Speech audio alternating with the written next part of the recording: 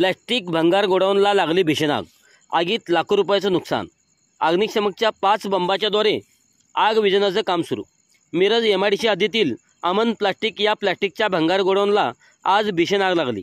आग भयंकर मोठी असल्यामुळे या गोडाऊनमधील लाखो रुपयाचे प्लास्टिक जळून खाक झाले. अग्निशमन विभागाच्या 5 ते 6 बंबाच्या साहाय्याने आग विझवण्याचं काम सुरू आहे. आग विझवण्याचे शर्थीचे प्रयत्न सुरू आहेत. आग मोठी असल्यामुळे आगीची आणि धुराची लोण मोठ्या प्रमाणात पसरले आहेत. दरम्यान आग बघण्यासाठी नागरिकांनी या परिसरात मोठी गर्दी केली आहे. बचाव कार्याचा अडथळा येऊ नये यासाठी पोलीस घटनास्थळी दाखल झाले असून लोकांना या ठिकाणाहून बाजूला काढले जात आहे. सुदैवाने या आगीमध्ये कोणतीही जीवितहानी झाली नाही.